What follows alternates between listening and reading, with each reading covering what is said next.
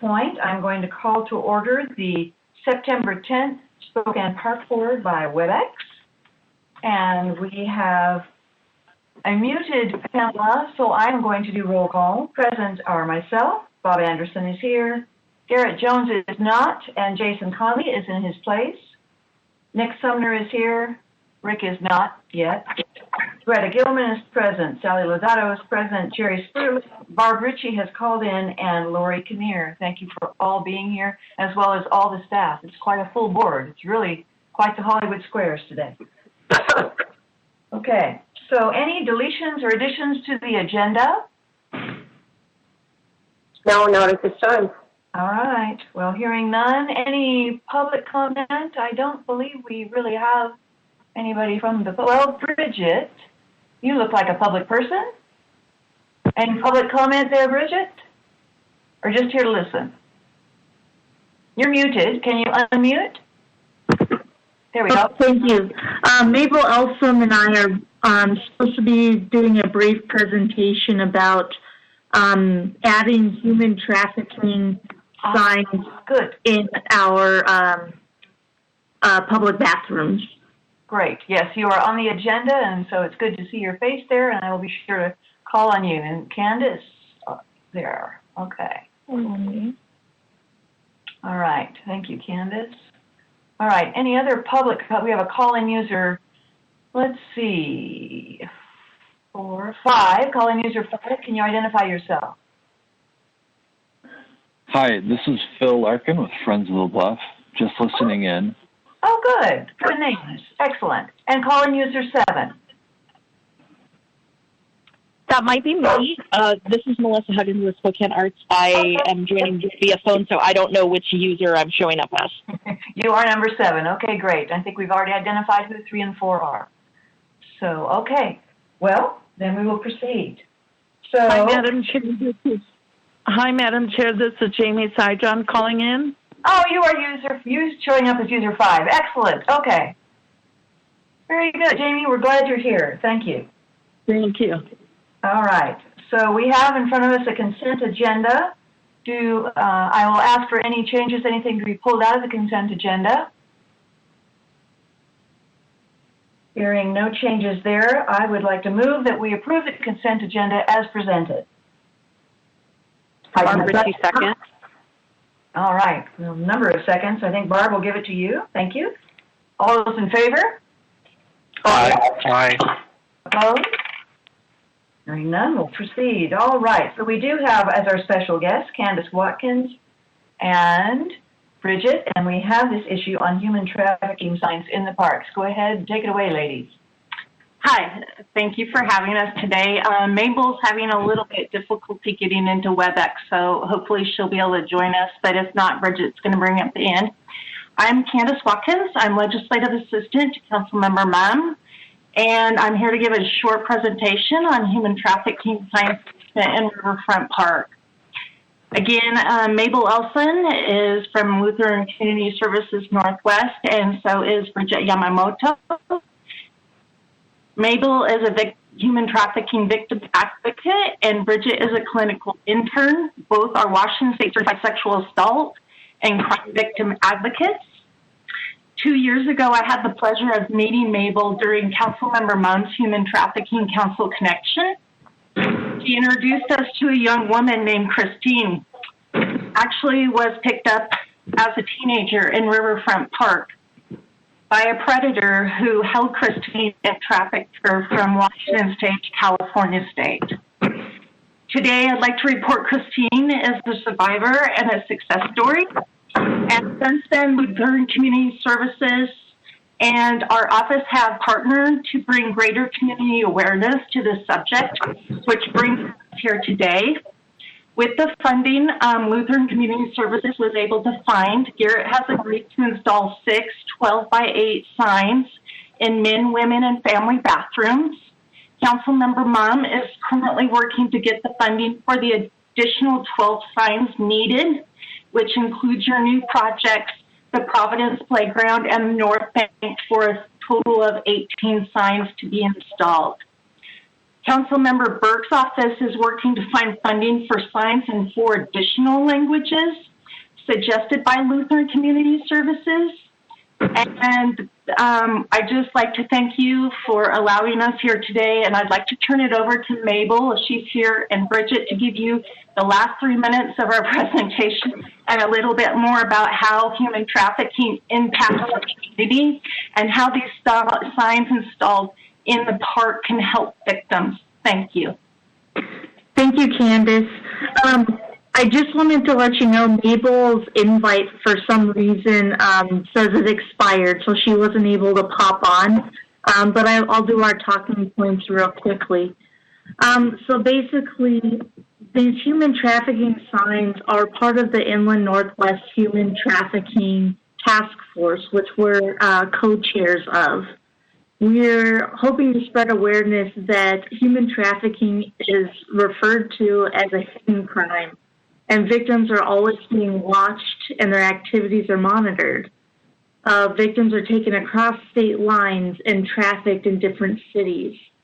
It's even more difficult knowing that human trafficking is considering the second largest criminal enterprise in our country and across the world.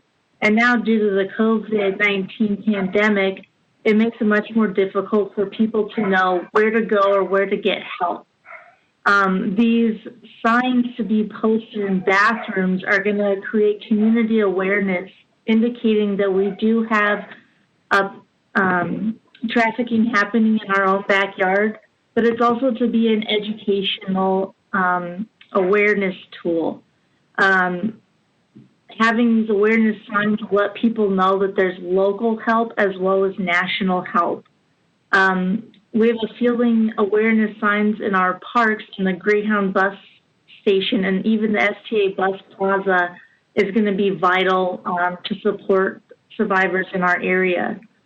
For these reasons, we're extremely grateful for the collaborative efforts of Councilwoman Mumm and everybody else who's been working with us. Councilwoman Mumm's support has been a blessing, and our goal is to have a sign in each and every bathroom to provide continuing awareness, immediate support services, and letting our community know that exploitation is an umbrella criminal act. These signs pinpoint the pieces indicating force, fraud, coercion, but it's in simple language that more of our community members might use instead of just legal terms. So we're just hoping to get these signs put up anywhere and everywhere. They're credible, the information is credible, and again, there is a larger task force helping to bring this awareness to our area. Thank you, Bridget. This is such an important issue, and we think that it happens elsewhere and not here, and it's happening right in our front yards. Mabel, I'm showing that you have a square. Are you connected with us now? I think so. Can you guys hear me? Yes. Great. Well, thank you so much for having us. This is a great opportunity, and I'm just extremely grateful I can that Councilwoman Mumm has been incredible in her support to getting us to at least get the signs at the Riverfront Park. So that's been super incredible to do that. Because funding is so limited, we were only able to afford 8 of those signs. And to figure out, the River Park has 18 bathrooms. Who knew that, right? I did not. And so for this reason, I think that just bringing that opportunity and creating awareness in our community is just extremely crucial, especially now, since a lot of people think that, you know, human trafficking really sometimes is not an issue. Law enforcement sees one thing and we see something else just because we are providing that confidentiality piece where people can just reach out for help without having to report.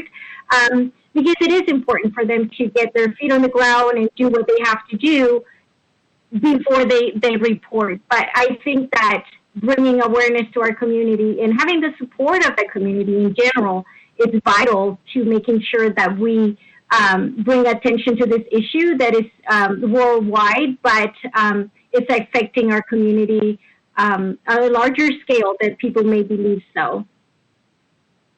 Thank you, Mabel. First of all, so very glad that you are free of that situation now. And this is such an important issue. Are there signs that passersby that you could tell us to look for that are not actually on the sign that we're going to post in the bathrooms, but indications that something is wrong that a casual person might notice and therefore be able to alert somebody to? Each case is so unique and different to exploitation, and a lot of times it's just picking on cues of not able to keep appointments, not able to speak freely, somebody else talking for them, not able to keep appointments. And in the past, I used to say, people carrying multiple cell phones. Well, we manage also the crisis line at our agency, and so sometimes we carry like 2 or 3 phones. So I guess that's not always an indication, but it could be. It's kind of difficult sometimes to pinpoint exactly what to look for, but I would say if you have a gut feeling that something is odd and strange, to just offer help and say, hey, do you need any support? Do you need any resources? And primarily is pointing them to the right place so that they can get help and they can at least stabilize and find housing. Anything else, Rich, that I might be forgetting? I was just going to say, helping them pinpoint just the phone numbers, the Polaris hotline, and then we're actually part of the Crime Victim Service Center here in town. So we work with anybody affected by any kind of crime. And that's why our 24-hour crisis support line is also on that sign as a local resource, because we are the ones any community member can call and just get information, be updated with current information and statistics, understand what resources we have locally available to support somebody. So that's why the, turning people to, again, that national hotline or even this local 24/7 support line is going to be really helpful. Thank you, all of you. This is, again, such an important thing to note. And I'm glad we're putting these signs up because it makes the rest of us aware of what's going on and hopefully able to step in if we need to. Okay, so we are then going to move forward, and looks like we have Mark Buning up with his financial report and budget update. Well, good afternoon, everybody. Let me try to share my content here and present the financials through the month of August. Again, just a little comment before we get started. We're seeing the same pattern in August that we've seen so far through the year. We're significantly under our allocated budget in revenues and expenditures due to COVID. And however, our revenues are still exceeding expenditures overall year to date. So anyway, with that little comment, we'll move into the first slide here. Hopefully,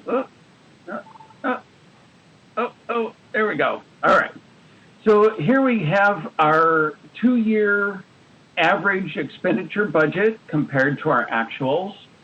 And our actual expenditures are about $5 million less than our year-to-date budget. Of course, this reflects the curtailment of many of our parks and rec programs due to COVID-19, with our significant savings primarily in temp seasonal labor, miscellaneous services and charges, and some of our capital programs. And also the great diligence in significantly reducing all expenditures not related to our core services and parks maintenance. We go move on to revenues.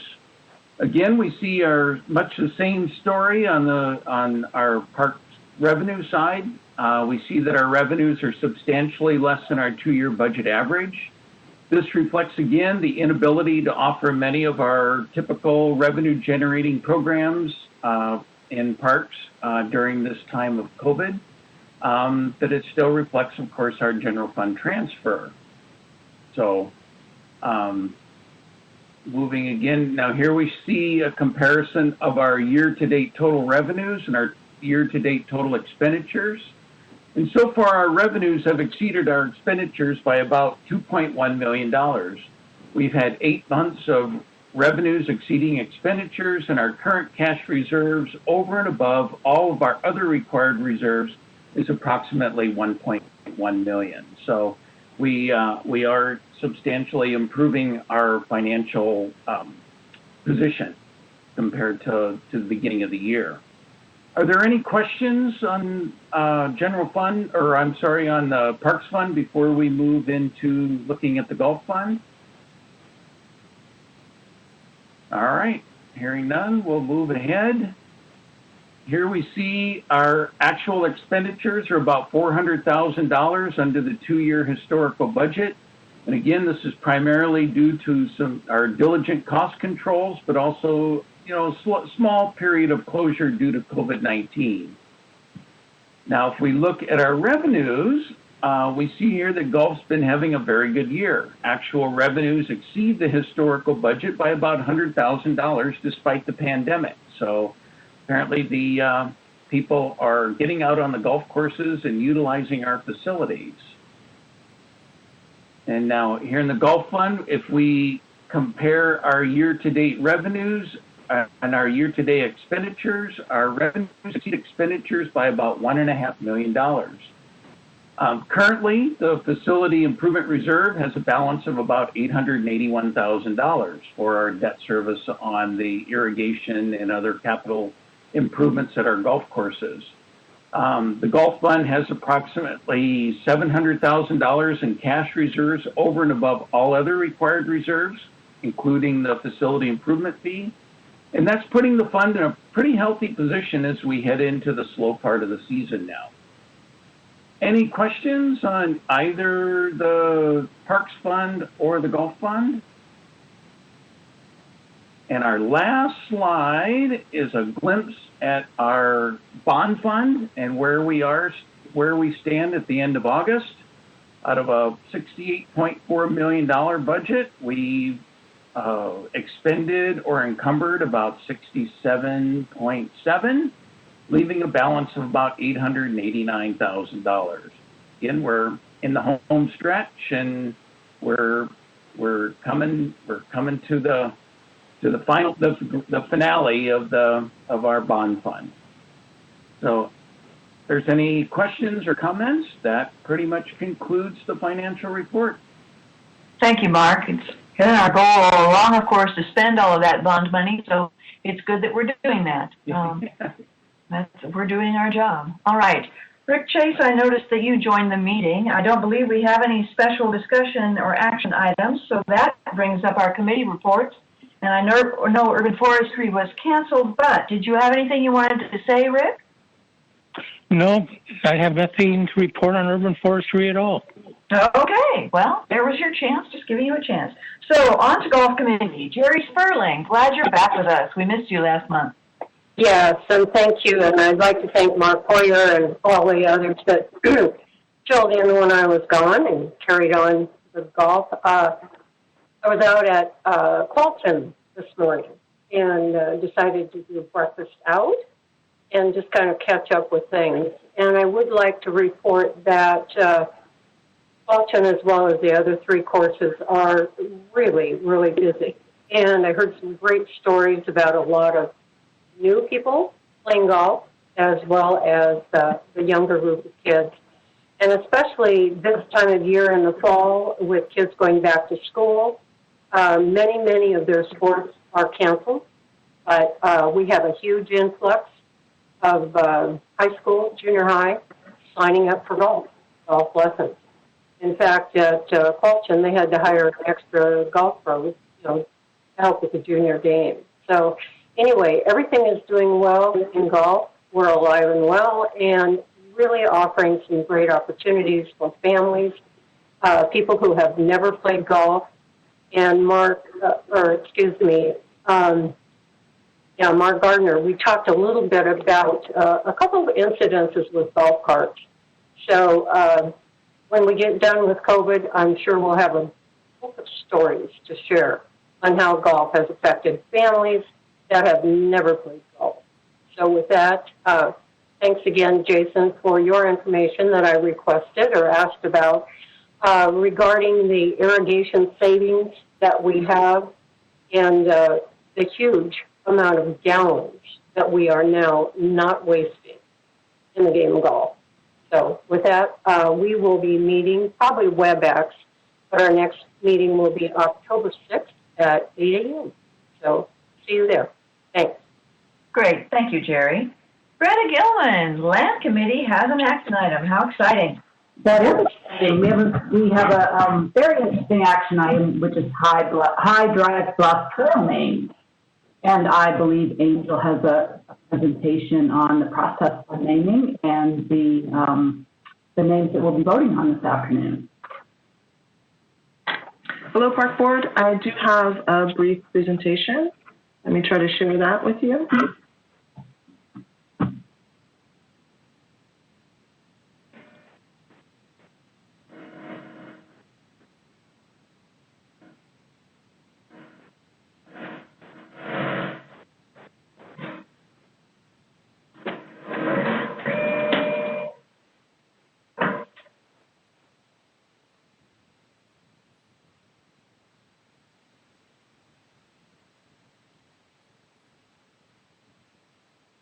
You are now muted, Angel.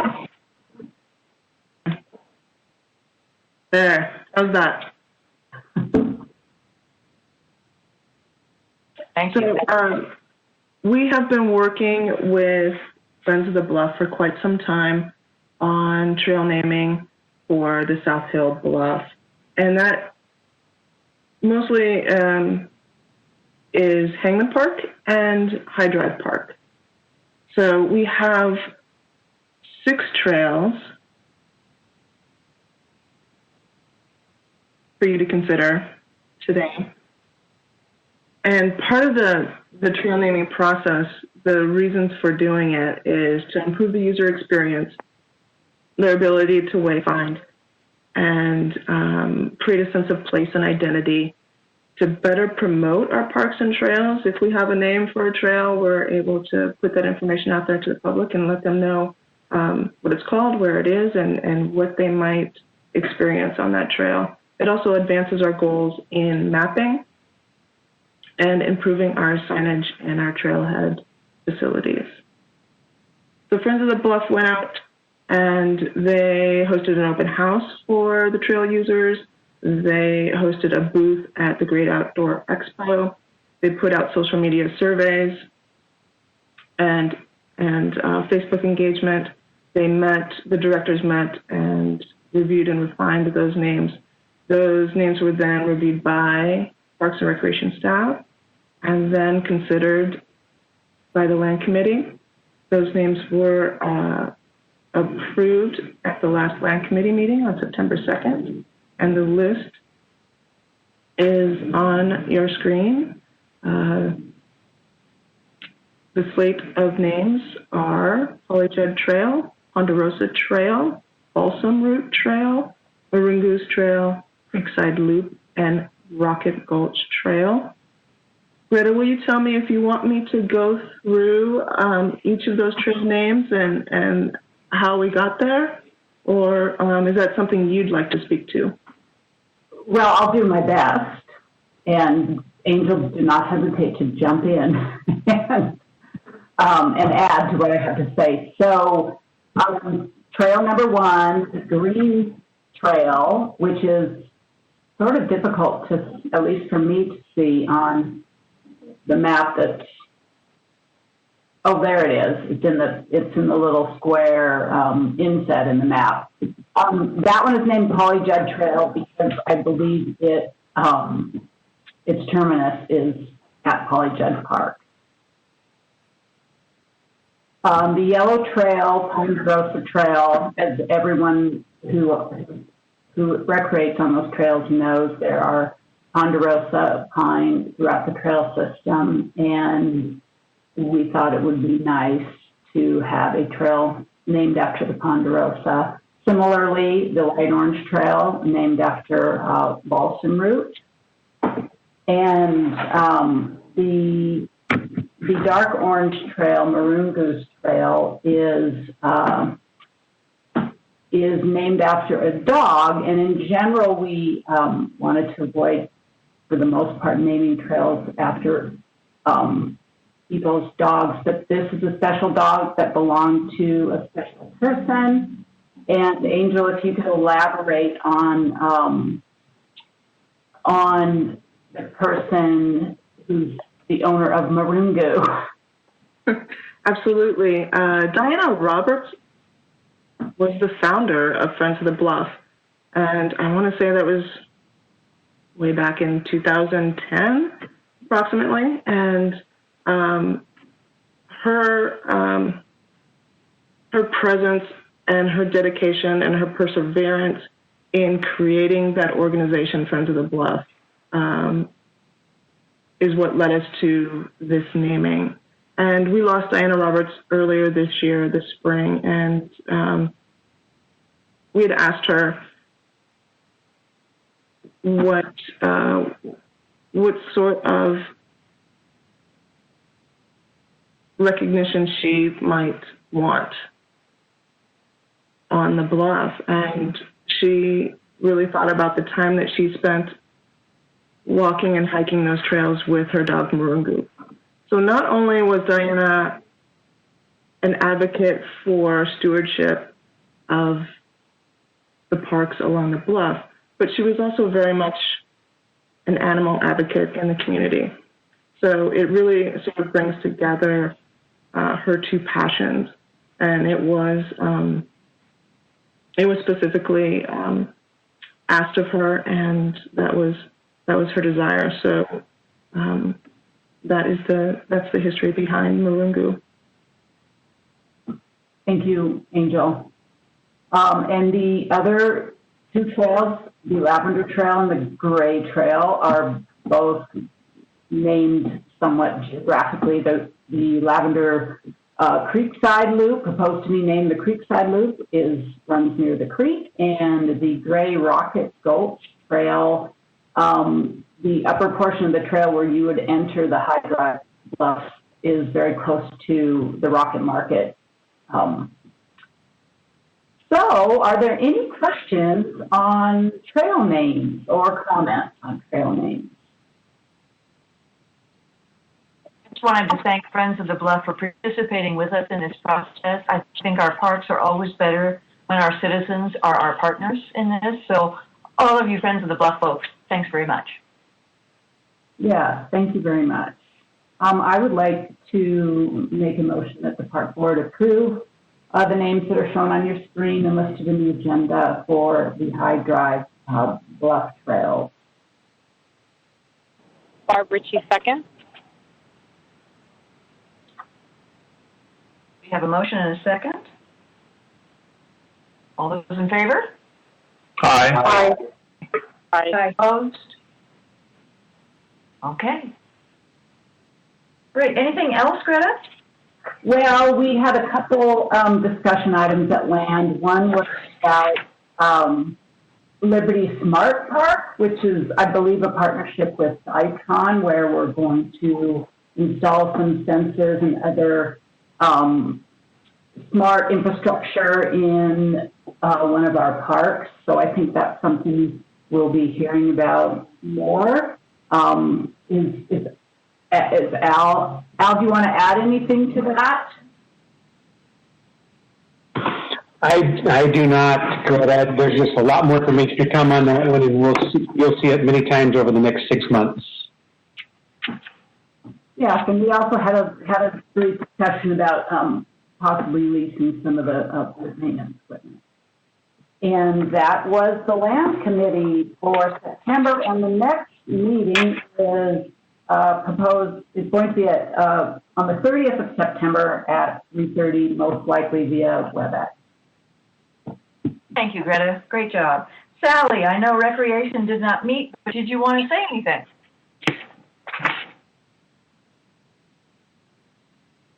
Yeah, sorry. Yes, we did not meet, but I do want to thank the Recreation team for innovation and teamwork that they demonstrated in providing programs and helping out where needed to maintain some of our parks. There's been a lot of great things that have come up and a lot of media coverage on some of this. You haven't seen it, and I should have been a little more prepared to talk about it. But anyway, I just wanted to thank everybody for that. Our staff has definitely been working outside the box of their normal job descriptions, and that's why our parks look so good this summer, despite everything. Okay, Nick Sumner, Riverfront Park had an eventful meeting. Yes, it was it was good. It was a good discussion. So we met a couple days ago, and we do have an action item, and I didn't know, Jennifer, if you wanted to tee this up a little bit since you did attend the Joint Arts Committee, or if you want me to. Either way works for me. I can set the stage a little. Awesome, The Joint Arts Committee had initially met back in the spring and approved the beaver as their first choice by Saya Moriatsu. And it was because of its interactive nature, as well as the fact that we didn't already have a work by that artist in our collection of public art, and it was a theme and a type of work that was not already represented. Then the Joint Arts Committee just last week was asked to make a second recommendation, and so they recommended the Seeking Place as a second possibility. In the interim, staff had received many, and the park board received many emails about the artworks, not just about the beaver, but about all of the four choices as they were put up very adeptly by our staff on the website, and input was solicited by surveys, since we don't have meetings which are easy to attend for people to walk into. We're not having in-person meetings, so that survey was an important vehicle for that information. So I'll hand it back to you, Nick. That's the second. Yeah, great. Thank you. So with that information from Jennifer, and then conversations with Jamie from her and the tribe standpoint, and also just with the other members of Riverfront Park, we took a vote on the original action item, and it did not pass, and that was for the beaver. And so then Jennifer made a motion to have the Seeking Place be the art piece, the second art piece for Riverfront Park, and we did vote on that, and that one passed unanimously. And so that's what we're bringing to the board today, is the Seeking Place as that second funded art piece for Riverfront Park. Before we go to make a motion for this, is there anybody else that wants to speak about this?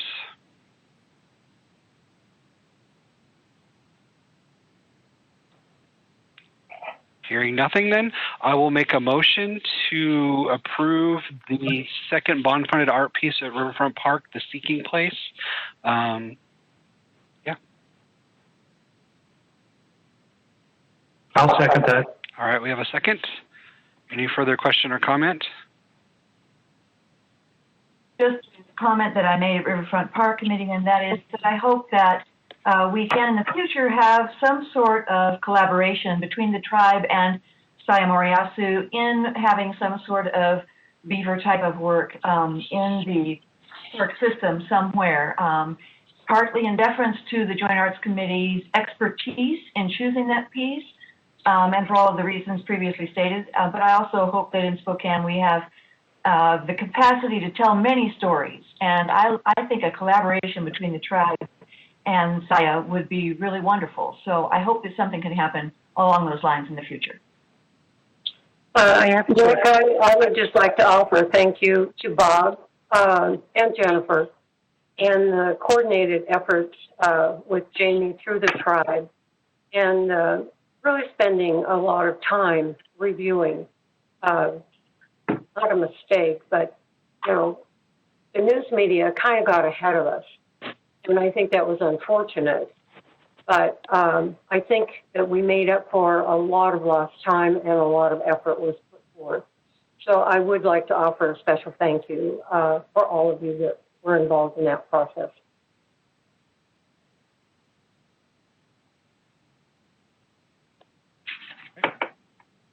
you want me to do the vote, Jennifer? Do you want to? Go ahead. Okay. Sorry, was somebody else going to speak? If you don't mind, this is Jamie. Can I just make a quick comment? Sure. I just appreciate the Riverfront Park Committee and also Jordan Arts Commission and the Park Board for working with the Spokane Tribe, allowing the Spokane Tribe's voice to be heard. And we're also excited about future collaboration. And I think that future collaboration is, you know, we work early on in the process. I see a lot of successful projects down the road. So I just wanted to thank everybody involved for listening and letting us participate. Thank you. Great. Thank you, Jamie. Okay, then I will call for the vote. All in favor, say aye. Aye. Aye. Any opposed? Motion carries unanimously. Thank you very much, everybody. Really appreciate it. Thank you all for your feedback and input on that process. So, other than that, we had a second action item, but that came through the consent agenda. We had an operations report from John Moog, and we have seen some increase in sales between the months of July and August, which is great. The Spokane blocks of the Red Wagon Meadow were repainted. Some maintenance on the White Elephant, which has been moved from the White Elephant stores to Riverfront Park and is now in operation at the Skate Ribbon building. So please go check that out. There's also a discount locals only promotion for the Sky Ride through October 31st, which gives local residents a 50% discount. So please take advantage of that as well. The Eat Group began operations at the Ribbon building and made about $7,000 in sales so far, which is awesome. And Ben & Jerry's has also started at the Park Bench in Manitou and made over $73,000, which is great. The warm weather, I'm sure, has helped that quite a bit. And if you haven't seen, the Before I Die Community Art Project is going on in Riverfront Park and has had some pretty good positive feedback. I've seen some great stories on the news about it as well. So another one of those things to really go down and check out down in Riverfront Park. As you saw earlier in the finance update, you can see we've spent almost the entire bond budget, which is awesome. And just a reminder to everybody that if there are bond funds left over, that we are allowed to either use them for other things in the park or outside of the park. So hopefully there will be some dollars left over for us to apply into other things. So just something to kind of keep in the back of your head. And that's pretty much it for the meeting. And we are going to meet again on October 5th. Great job, Nick. You can tell he was a past president. He's got his ducks in a row. Okay, Finance Committee, Bob Anderson. The Finance Committee met through WebEx on Tuesday, September 8th at 3 p.m. All Finance Committee members, along with President Jennifer Ogden, were in attendance. And since no action items were presented, the entirety of this meeting was dedicated to the 2021 budget and the August financial reports. Garrett Jones and Mark Bunig presented an overview of the 2021 budget, which is developed around maintenance of core services and building reserves as an offset to anticipated reductions in transfers for the 2022 budget. The 2021 budget is unbalanced, with revenues exceeding expenditures by $265,000. Expenditures will be based on core services, and any additions will need to be presented by Parks Management. Year 2020 has presented planning challenges, but will serve as a template for 2021 core services maintenance. Council member Lori Kinnear reported discussions regarding potential council funding to offset anticipated 2021 revenue reductions. She asked Garrett to develop a priority ranked list to determine funding consideration.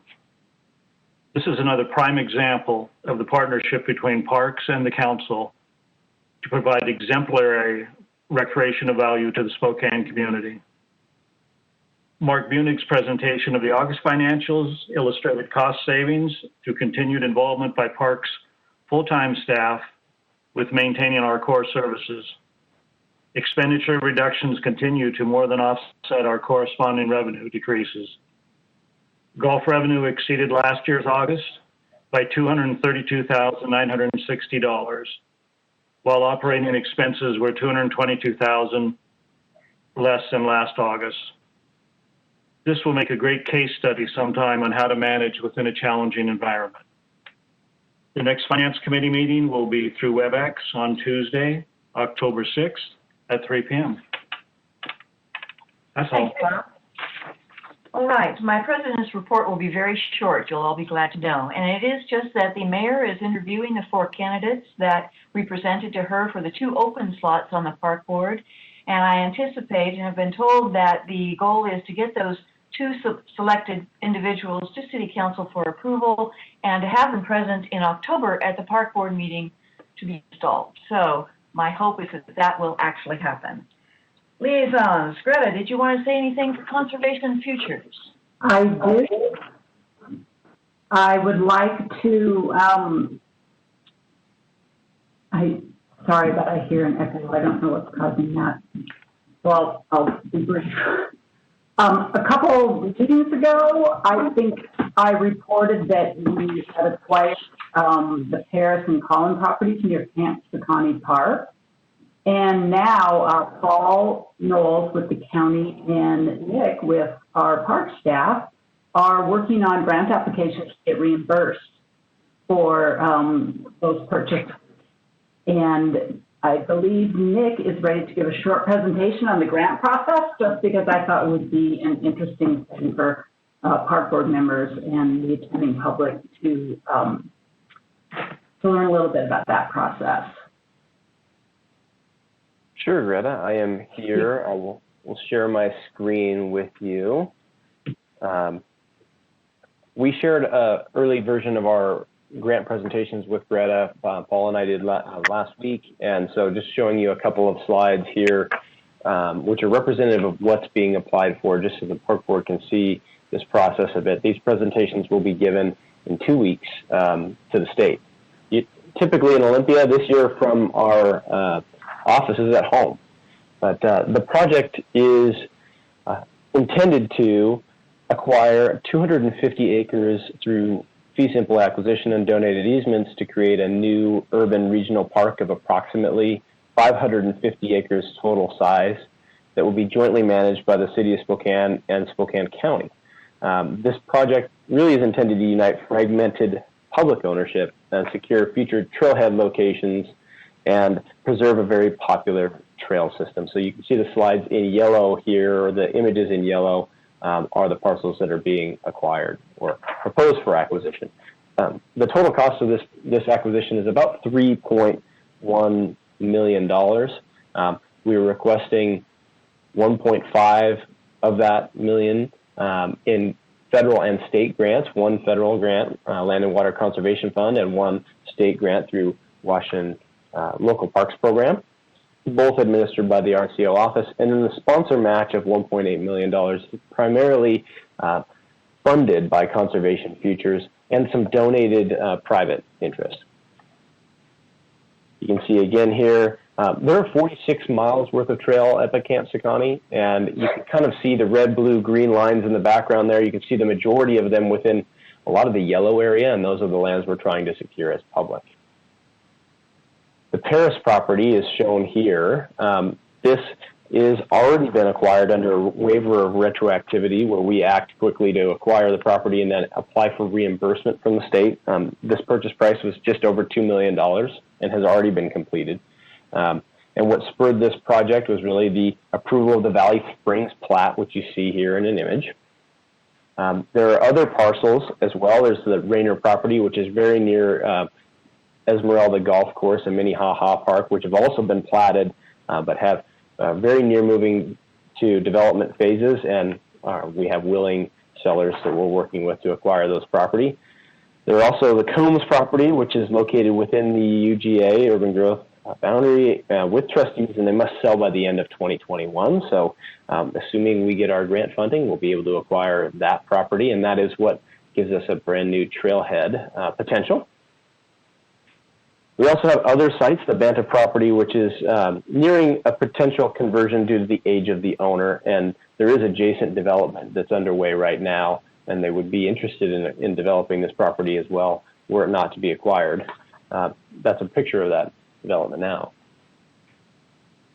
Again here, just giving you a sense of the immediacy of threat. There are two parcels, these sort of diagonal hatch lines, which are actually a Vista-owned property that we are working with Avista to have donated easement across that property in perpetuity, which is wonderful for the user.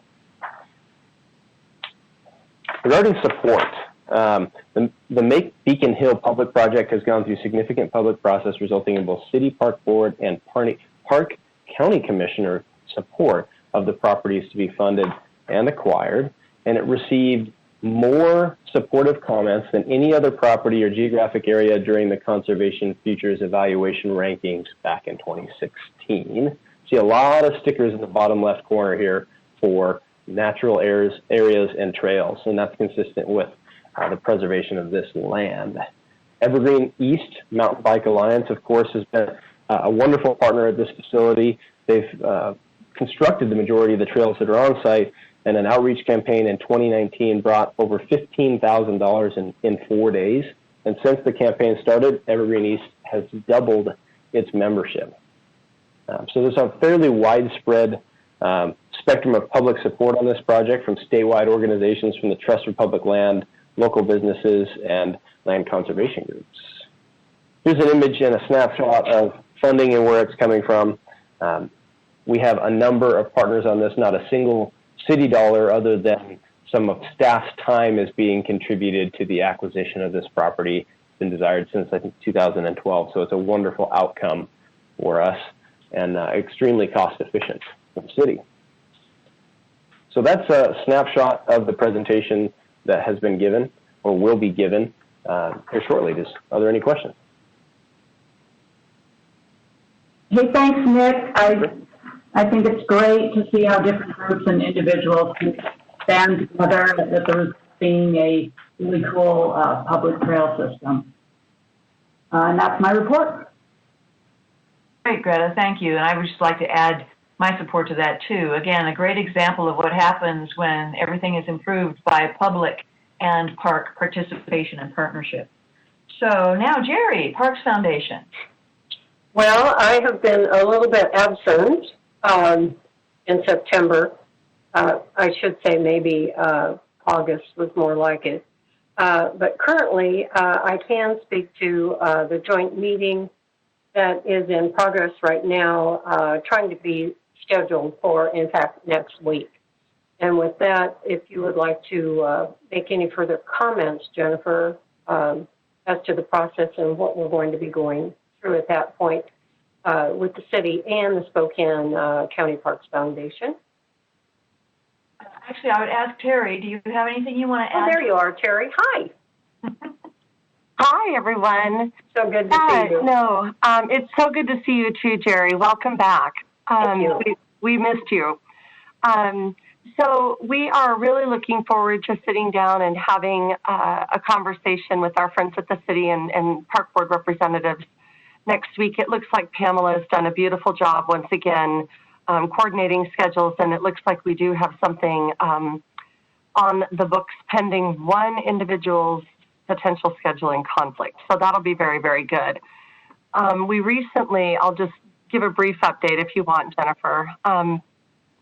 We recently had an opportunity to meet with our friends from Providence and some of our staff friends and look at the inclusive play space. And so I'll just let everyone know we are meeting next week to talk about what that virtual grand opening is actually going to look like. And we're coming up with some pretty creative ideas. Thanks to Fiona. She's just really, really good at these things and is leading the charge, so to speak, and has the right people kind of coming together once again. So that's very exciting. We're continuing to move forward on the dog park. We do have a pretty hefty list of potential donors. And then in addition to that, I know that we'll be moving forward to get additional funds transferred from the foundation to the city, probably within the next 30 days. I'm just waiting for a little update from Garrett. Once he says pull the trigger and move the campaign money, we'll be more than happy to do that. Great. Thank you, Terry. That's all right. Something I could do. Thanks, Terry. Appreciate your filling in. You betcha. Thanks, everyone. All right. And then we move on to the City Council comments. Councilmember Kinnear, thank you for being with us today. Thank you.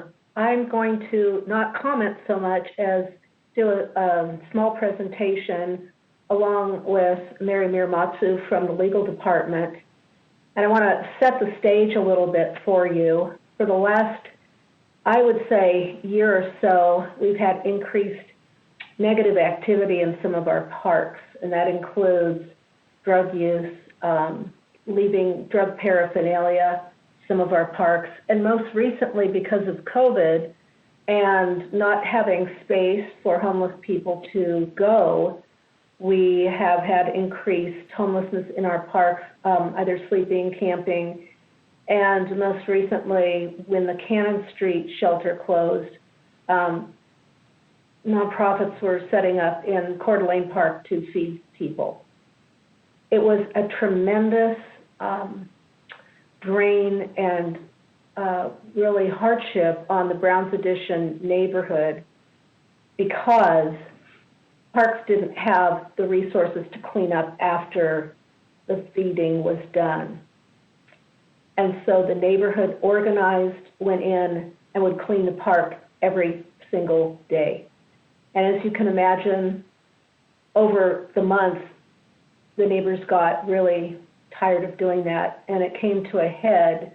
I was contacted, Mary, seems like it was months ago, but I think it was 3 weeks ago, that the neighborhood chair contacted me and said, could you please do something?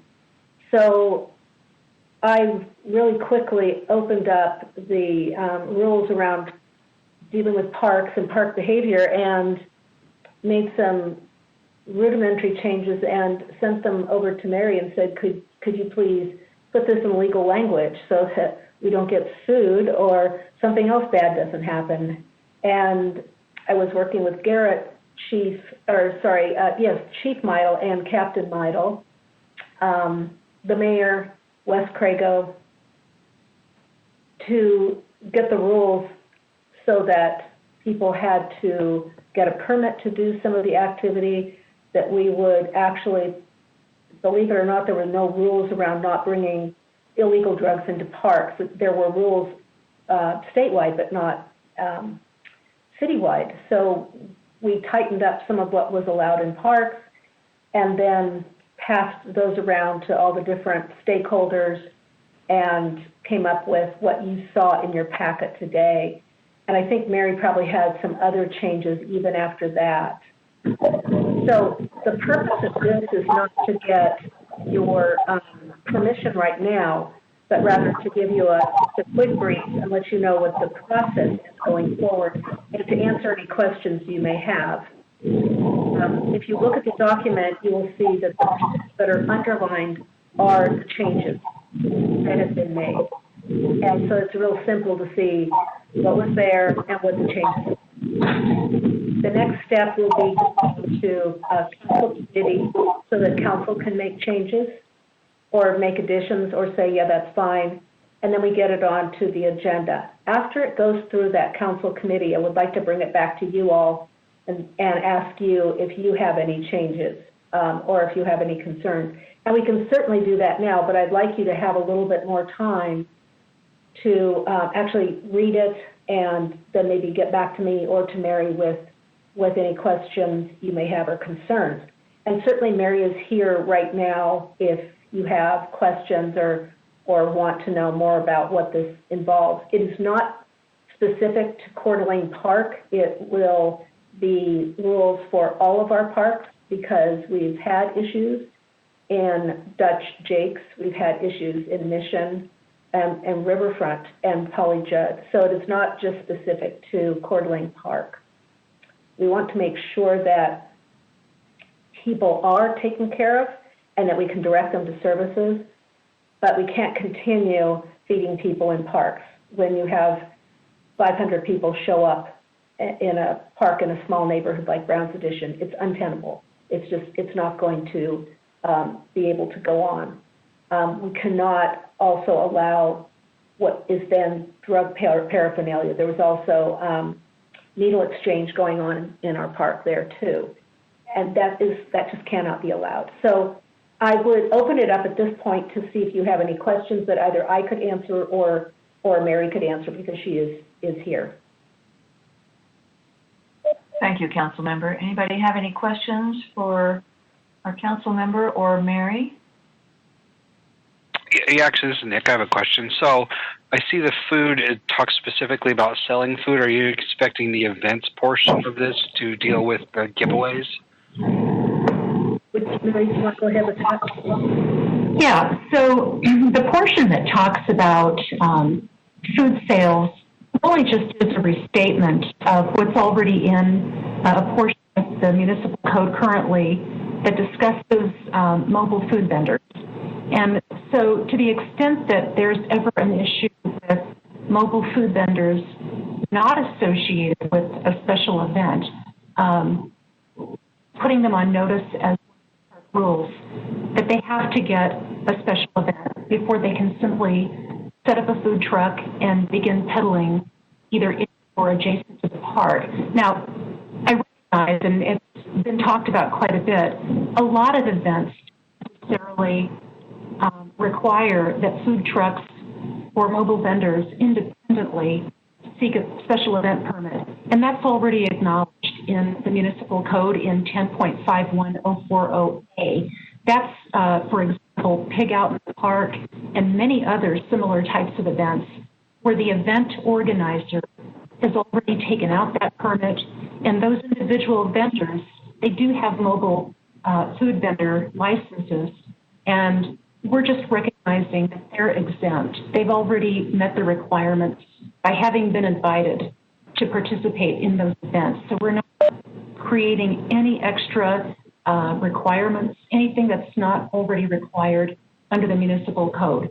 This honestly just got added because initially we were talking about individuals distributing food in the park. And so I think what we wanted to do was to make sure that we didn't conflate distributing food, maybe gratuitously in the park, with people that are distributing because they're selling. And so I think that's why we wanted to put in a clarification to ensure that people understood there's already a process if you're going to be a mobile food vendor. And this is not what we're talking about, but we're adding it to the park rules because a lot of times people don't realize there are two separate statutory schemes. This just points them in that direction.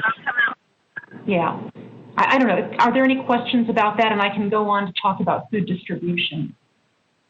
If I could add to that, we also are requiring that people clean up after themselves. And that is another important piece of this, so that park staff is not responsible for cleaning up, and people will be held accountable for that or will be charged if they can clean up after their events. And that's a huge piece for me. It really is, Councilmember Camere. And I'll tell you, so subsection I, which is really, I think, the nugget that brings security to Coeur d'Alene Park and other areas with similar problems. Initially, we were thinking about how would we address those large events that result in food distribution to the homeless, because they really have a very large adverse effect on the neighborhood. And so in kind of thinking that through, I thought it was important to recognize that this really could be any type of event that draws perhaps a large crowd and perhaps brings a lot of issues to the park. It could be parking, it could be refuse, it could be a whole lot of different things. It could include noise. And so rather than have this solely apply to one type of event, I mean, we're certainly not targeting distribution to homeless people. I mean, I think that's perhaps a good thing, something that can be encouraged if it's done responsibly. And so what we're trying to do is simply recognize that the Parks Department has a process already for scheduling an event. They have a process where you can apply and let the Parks Department know what you're doing, what it's going to entail, what services might be needed, and if those are the types of events that in fact affect neighborhoods and perhaps even to some extent require city services like cleanup crews and on occasion police department presence, then really it ought to be governed by the special event permit.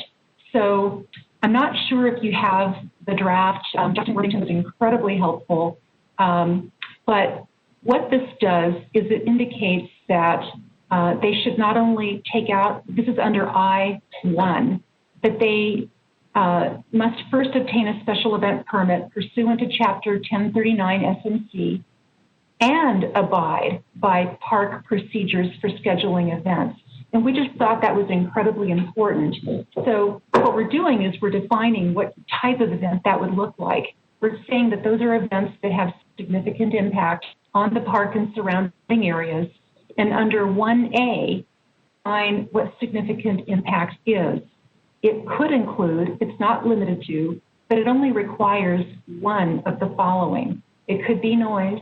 It could be amplification. Obviously, you have this in front of you, but crowd size, impact on parking. It could be refuse from the distribution of food. You see, we kind of tucked it in there, recognizing it's a key reason why we developed this, but it's certainly not the only reason, and it's not the only type of event that might require a closer shepherding of whether or not people are really using our parks correctly. I mean, and what I'll do real quickly here is point out the very last section under I-1E. This says clearly, nothing in this section shall be construed to require a special event permit for either city-sponsored events or for private gatherings that neither draw a large number of people nor have a significant impact on public property requiring city services. That's the whole reason for the special event permit. For the soccer games, for the private barbecues and picnics, things that really don't bring in a lot of people and where people are responsible for their own party, this does not fall under this special event permit requirement. In fact, most events probably won't. But we were wanting to capture those types of events with the real serious impact, recognizing that the food distribution was how it came onto our radar, but certainly this can apply to a lot of different events. Are there any questions? So just to continue my question then, so I understand that who is then... I'm sorry. Address that real.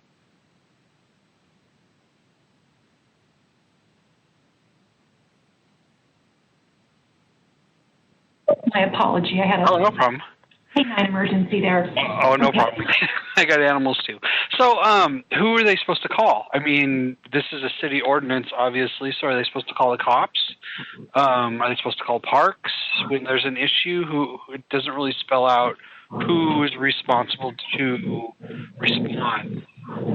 I know that for us, park rangers are very limited to Riverfront Park for the most part. So I don't know that the Parks Department, especially with its limited scope of labor resources at this point, has the ability to respond to this. Yeah, that's a really good question. And so Captain Meidel was very closely following this whole discussion and provided a lot of good feedback. Brown's edition, obviously being in her precinct, drew her to kind of this discussion. And she, I thought, was excellent in providing feedback and actually making a lot of suggestions in this draft. I think the police department would be the logical entity to receive a complaint. So if you have a park, whether it's in the north area and Captain Griffiths responds or his people, or Captain Meidel and her folks on the south side, it's going to be a call to police if in fact neighbors believe that there's a violation of this code. Obviously, this entire draft doesn't necessarily fall to the police department, but, and I think the park rangers, I do believe they have the authority to enforce these rules. But I think if you have a large-scale event and a complaint is going on, what you're looking at is the most logical entity, either police or park rangers, going in and issuing a warning. So the schema that we've set forth here under subsection I for events, what it says is that the person hosting the event, if they're subject to the special event permit, but they've not gotten one, and you can imagine this might be a sea change for some groups, they're entitled to receive a warning because hosting an event isn't necessarily the type of activity that one might think would get them trespassed from a park, right? It's not necessarily in and of itself a law-defying behavior. So what we're thinking is, in addition to setting forth this provision in the municipal code under the park rules, we would afford them the opportunity of a warning, letting them know that this is subject to a special event permit. And for all subsequent events that draw in a large number of people or have impact to a neighborhood, you will be required to receive a special event permit. So it says, for this event today, for which you've not gotten a permit, you're going to have to clean up this event. If you don't, the city will assess recovery costs. We will charge you, the event or person in charge, we will charge you for the cleanup of this event. And I think that's one of the significant changes in this ordinance is that right now there is no recourse, there's no accountability. There's nothing that the city can do except rely on the goodwill of the neighborhood to day in and day out go and clean up that park. And it's just not fair. It's just not right. So this presents accountability and codifies the fact that, yes, if you're subject to a special event permit, there are conditions. You need to show us a plan. You need to provide an operational plan that includes cleanup. You're accountable for the cleanup. There will be recovery costs if you don't. But even today, pursuant to this warning, if you haven't gotten a special event permit, we will assess those costs. And that's going to be, I think, the city's authority to do that. The consequence for not then subsequently applying for and receiving a special event permit prior to hosting an event would not only be potentially the denial of all future event permits that the person seeks, or to whatever extent of time the city thinks is appropriate, but potentially exclusion from all city parks for up to 1 year. This is a serious and very sweeping remedy, but we're letting people know that the city has authority to regulate their parks. And so for events that have this dramatic impact and very adverse impact, we're serious. We expect you to clean up. We will assess costs and we might exclude you. So it just gives you that buffer of authority to set what penalty you think is appropriate. But exclusion is pretty draconian. Right, and I fully appreciate this. I think it's necessary. Is there going to be signage that goes up in the parks around this too, so that people are aware? We haven't gotten that far. I think it's necessary, yeah. Actually, for some of the bigger parks, like Riverfront, might be not a bad idea, but we haven't talked about that. Okay. So we're in the discovery stage right now, where we have to get feedback from you all in the park board and then from council. We have the police department very much behind us, want to see this go forward because it will make their job so much easier and make it easier for them to enforce the law. So, and I just saw a message from Al saying signs wouldn't be a big deal. So that's encouraging. Thanks, Al. Thank you very much for answering my questions. Any other questions from the group? So my next steps are going to be, as I said, I will bring this to council committee, and then once those changes are made, give you a draft. We don't even have to have it at a park board meeting. I can have Pamela, if she would be so kind as to distribute the draft after the changes have been made, and if you have questions or concerns, then you can send them directly to me or to Mary, and then we can go from there. Does that sound like a plan? That sounds good. Thank you for both of you for your work on this. Really important, and like you say, not fair to the citizens to have to clean up every day after things over which they don't have any control. So we want our parks to be available to everyone to enjoy, including little children running around with bare feet, not having to worry about stepping on needles and things. So this is really important work. Thank you. Thanks very much for your time. Thanks, Mary. Thank you, Mary. Yes. Jason, you're up next as Substitute Garrett. Okay, I got my call from the bullpen, and here I come. A quick director's report. First and foremost, as we wind down summer and transition into fall, it's been readily apparent to us staff that have been wearing some additional hats this year how important our volunteers really are. And that begins right with all of you as park board members. Thank you for your time, your treasures, your talents. You've really kept us encouraged and excited to do the best that we can for the citizens this year, and it looks like that will continue next year as we're working on the budget. Thanks to our friends group. I know we had some signed on earlier. Whether they decided to hang on this long to the meeting, I don't know, but it just shows for us what a force multiplier volunteers really are as we're tackling our daily work and sometimes things that we'd like to get to.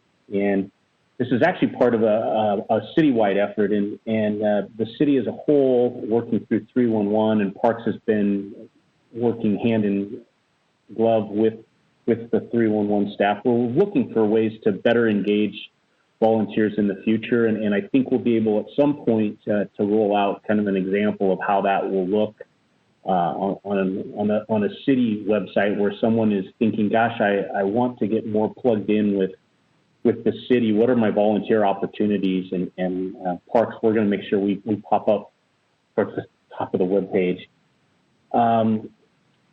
That leads me to my next topic. We've had lots of things we could not do this year, but one thing we just pulled off in the month of August was the City of Spokane City Golf Championship, and a special accolade to our golf manager, Mark Poyer, who, quite honestly, without Mr. Poyer's efforts, I don't think we would have been able to host a golf championship under a COVID pandemic. We sold out 3 days of tournament, and he landed, a relationship with a brand new event sponsor that, through his efforts and the Golf Pros' efforts, it sounds like they were so impressed. They're already excited about next year and coming back for the next 2021 tournament. Along those lines, a couple of our own city employees that work for Parks and Rec, Ben Nelson and Sean Stock, placed very high in their respective flights. So it's always a little bragging rights for the city guys that they went in there and showed that they can not only maintain the courses well, but they can play them pretty darn excellent on top of that. September is a gorgeous month in Spokane. We encourage everyone to continue to come out and get your sunshine and fresh air while the weather is still amazing. As staff, we've been real busy planning ahead for fall and winter programs and facilities and activities, and that's requiring, of course, some creative thinking as you keep hearing that word come up again and again, and we're busy coming up with as many things as we can think about and do. And then my last thing that I'll leave all of you with, in case you're on the hook for providing dinner to the family tonight, it is National TV Dinner Day, and I've just solved all your problems. Quick trip to the grocery store, oven, and we're all eating delicious dinners tonight. So with that, thank you for allowing me to participate in today's meeting as your acting secretary. Jason, I think you just offered one of the most useful pieces of information in this whole meeting. That's great. All right. Anybody have anything else? We have no executive session. You have some correspondence attached to the emails, the train there, email train. But if we don't have any other comments for the good of the order, then I want to thank everybody for being here. This was a good meeting, got a lot done, and you all stay well, healthy, and we'll see you next time.